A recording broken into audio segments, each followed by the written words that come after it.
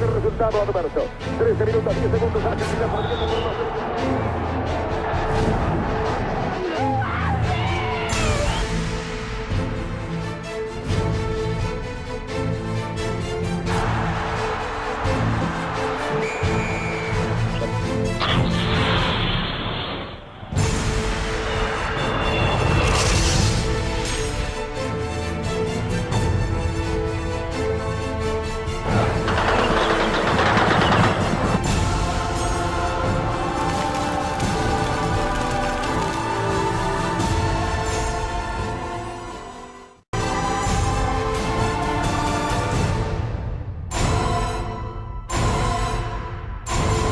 El combate de Puerto Argentino ha finalizado.